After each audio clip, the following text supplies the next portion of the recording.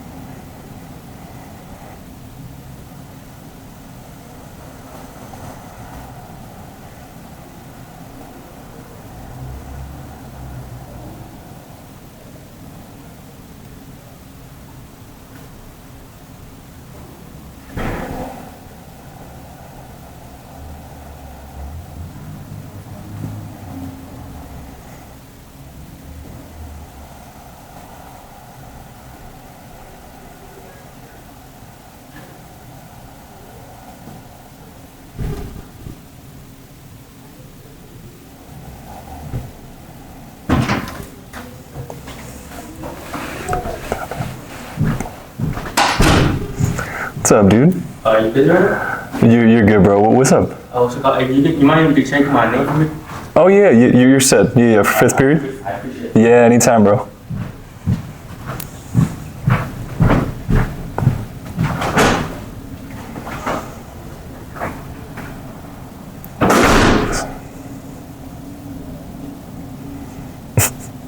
That was one of my students. And as you can tell, he was just checking in, so.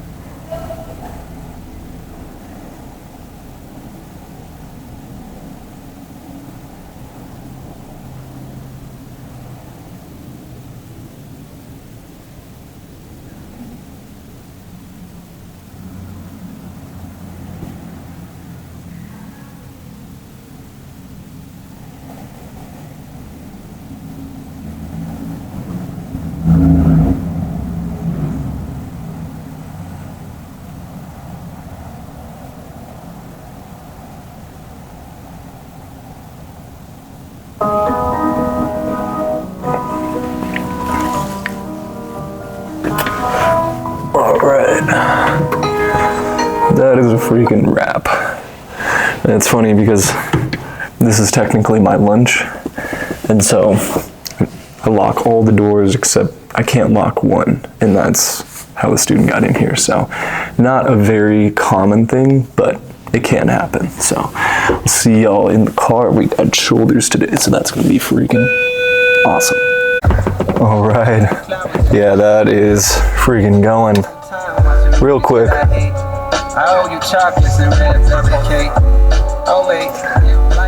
The new and allegedly the last J. Cole album ever. Today is February 6th. So, man, it's been a freaking ride. I just wanted to say, you know, I'm not like a huge J. Cole fan, but he definitely made an impact on my upbringing. I definitely, you know, listened to, you know, of course his bangers like Workout, No Role Models, you know, all the J. Cole hits. But man, he is just a great lyricist. He makes a lot of really just like down to earth music, you know, music that you can tell is just genuine. It's just true to him, and that's what I really appreciate about him. It's funny, like when I was in college, like my dorm mates and I, we kind of had like this. You could call it like a feud. It was more like a debate about J. Cole or Kendrick, who's the better rapper. And you know, it's like comparing apples and oranges. You know, you're not really gonna get a solid answer because it all comes down to perspective and kind of your background, because that's a lot of what music is. It's like you connect with it emotionally. So it's kind of like, how were you brought up that made you want to listen to this and really find an interest in it? But anyways, I mean, that being said, definitely listen to more Kendrick in my experience. So, but either way, this is J. Cole's last freaking album, and I gotta say, he is definitely an A-list rapper, like just up there with a lot of the greats, in my opinion. So, that being said, just wanted to, you know, give a quick shout out to J. Cole on his last album ever, and I'm not even through the entire thing. There are apparently like 2 discs, and so, you know, there are probably like somewhere around like 30 songs. Made it through disc 1. Haven't listened super closely to it. It was just kind of like jamming in the background while I was working, but well, you know, it wasn't like I was intently listening to it. But anyways, the plan for today, freaking legs. Oh my good golly. Legs. Oh my God. That's how sore I am. I mean, just walking up the stairs yesterday at this other gym that I was going to, man, even that, like my freaking quads and my inner thighs are just crying today. They're not feeling, you know, in the least bit fully recovered. So plan for today is shoulders, and I am especially excited about today because I had a refeed meal 2 nights ago, and it's kind of interesting just what one refeed meal could do, because you don't really feel the effects of it, at least for me, until about like 1 to 2 days later. So yesterday, I mean, I think it was because of the size of the refeed meal, I was just lethargic. You know, I was like because I basically, the whole reason why I got a giant one was because I got 2 triple patty burgers for myself, you know, not too crazy. But then I got 2 more, and they were like a double patty burger, no cheese, and I got them for my girlfriend, and she ate like 3/4 of one. She was like, well, yeah, I think I'm done here. And I was like, what? You know, we were watching a movie, and she was like, this is like way too much food. There's no way I'm going to be able to get through all this. And so, you know, in the back of my mind, it was kind of selfish. Like I was hoping that would happen, because I'm just a freaking garbage truck when it comes to food. Like I can eat for sure. So, you know, I had another burger and then the rest of her burger. So I basically had like 3 1/4 burgers, and it was for 10 patties, because it was my 2 triples and her 2 doubles. So that was just a lot of food. And yesterday I just didn't have it fully digested. Like that was the whole thing. It was just an insane amount of food. And so during my lift yesterday, like I just didn't perform as well as I could have hoped for. Definitely felt the fullness, like just being full, and then also, you know, like my extremities were pretty full, like legs, arms, and, you know, pretty much everywhere actually. But that being said, it was just too much to digest. But today, oh yeah, today I am feeling back in order. We are, you know, this is like 2 days after the refeed, and I feel like the refeed is doing its thing in the best way possible. Like I'm not lethargic, I'm feeling lighter, but I'm also feeling really full. So if I had to predict what's going to be going down today, I would say some pretty heavy pressing, because shit, man, why not? You know, like if I'm feeling strong, we're in a winter bulk right now, so it's just going to be freaking nuts. Like I'm really looking forward to how much weight I can push, and then I don't know, just seeing what happens, you know. So that's the plan for the meditation. Today was a good one. Yeah, today was definitely a good one. Had that little interruption in the middle of it, but you know, that's the thing about the interruptions. They honestly, like for me, I've noticed that they make me stronger somehow, or it's like you kind of you have like this,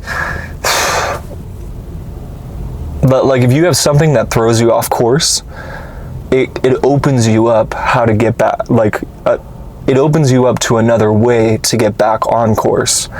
And so that was kind of my thing with today. I didn't expect that. I didn't expect somebody to walk in the middle of my meditation. But at the same time, you know, like my heart started to race, started to get anxious, because I was just having all these thoughts like, oh man, I'm not going to have as good as a meditation because somebody interrupted me, all this stuff. And then it showed me like how much, like one, how much I care about my personal space during the meditations, but 2, it showed me another way to get back to the meditation and to come out even stronger. And so that's kind of my thing with the meditations. They're you know, because I've been interrupted, I don't even know how many times in all the years that I've been meditating. And, you know, I used to get really freaking upset. Like I would just, it's not like I would throw a fit, but I would get in my head. That was kind of my thing. Like my version of getting upset was just kind of like thinking about it a lot and, you know, getting anxious that, oh man, like I got interrupted. That's it. Like, bye-bye good meditation. But that's just not it. Like the meditation is happening all the time. Like it's happening right now. Like how can I adjust my attention to be fully here talking to you, you know? So it's interesting. Like meditation to me is just a constant, gentle adjustment. And it's kind of like an adjustment just to the present moment. And not only the present moment, but what can you do to make the present moment as great as possible? You know, it kind of reminds me of Rick Rubin. His definition in his book, The Creative Act of Collaboration, is he defines it as, or not collaboration, Rick Rubin defines cooperation as taking something that you want to make as great as possible and working with others to bring about the best thing possible. So if you're trying to make the greatest song that a particular group can make, then you're going to work with others to make the greatest song that you all can make, not just you. And so that's kind of an interesting thing about cooperation. And I think, you know, meditation is kind of like that. Like it's like you're cooperating with your environment all the time to bring about the greatest experience that you can possibly bring. And it just keeps growing because you keep growing as an individual. So that's what I kind of, you know, have come to terms with right now at this moment. So anyways, that was just something that made my whole experience even better because I got to find out another way to freaking make the experience as great as possible. So that being said, that can pretty much bleed into any aspect of your life, of my life, anyone's life, just because it's like, think about it in terms of like working out. You know, you kind of have, like, let's say you have a vacation and you know that there is going to be no chance that you can stay 100% on your meal plan, 100% on your macros, because you are going to be going out to eat with your friends, family, whoever, and you're going to be eating a lot. So that being said, you know, how can you adjust to make it so, you know, you kind of have that balance where, you know, maybe one day you're staying 100% on your macros, staying 100% on your meal plan, but then the next day, you know, you kind of go off of it a little bit, but you replace it with the good times that you're having with other people, and, you know, just not stressing about it too much, because I think that's another thing that's, you know, just not looked at enough, is realistically, like any diet, I mean, I shouldn't say any diet in particular is healthy, but you can have a perspective in any circumstance that could be healthy. Like for instance, like, what's his name? Big investor dude, Warren Buffett. He literally has, like, I heard about this. I don't know if it's 100% true, but I heard about it on the podcast with Naval Ravikant and Joe Rogan. Warren Buffett apparently has like a crazy amount of Coca-Cola every day, and then he also eats McDonald's every day. But the dude is, I mean, he's like, I think he's like early 90s. you know? So he's living a long time. One, probably because he works hard, and that's a huge part of longevity in general, is like having a mission and working towards something. But then two, he just has a very healthy perspective on what he eats. You know, it's almost like the low stress that he has with the McDonald's and the Coca-Cola, like it's almost like that is healthier than, you know, eating your greens and, you know, eating enough protein and like all this other stuff in the health industry, you know. And obviously, you know, it's the food itself is not as healthy, but that perspective I think we can learn a lot from. So that goes to show, like, if you are on vacation or you kind of fall off your plan or whatever, don't beat yourself up too much about it. That's pretty much it. But anyways, that's kind of where I'm landing right now. Shoulders, getting back to that, I think we're just going to be doing a whole lot of side raises, a whole lot of front raises, probably some face pulls, shrugs.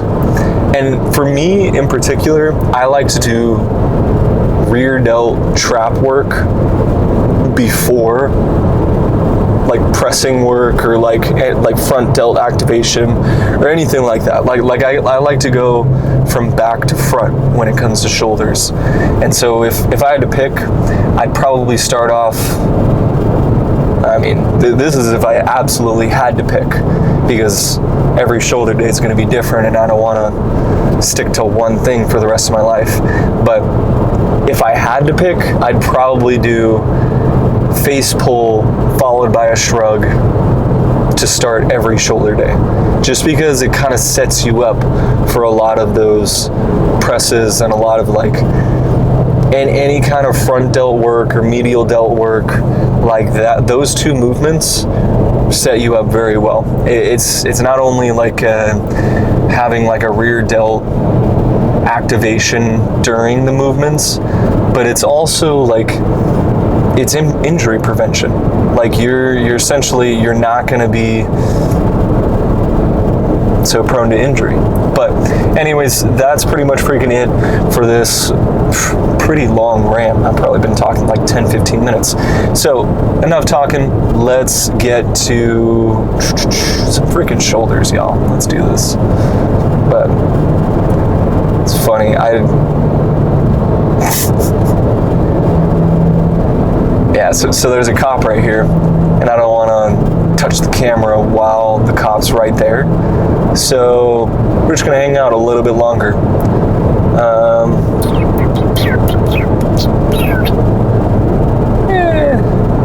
It's probably good, but just to be safe, we'll just ride it out until he's kind of out of sight. But yeah, dude, the weather today is freaking insane. Like 70 degrees, blue skies, sunny. And I say that relatively because before today, it's just been super freaking cold. I mean, it's been warming up a little bit these past few days, but I'm talking like California cold, not like Midwest or, you know, and anywhere that gets snow, like nowhere near that. But for California and for Sacramento in particular, this is freaking, it was a cold winter. So yeah, this has been good though. I mean, 70 degrees, and I don't know, just very pleased with it. So, yeah, he's pretty much out of our line of sight now, so we will just end the vlog there. But anyways, I'll see y'all in there for a good old-fashioned shoulder day.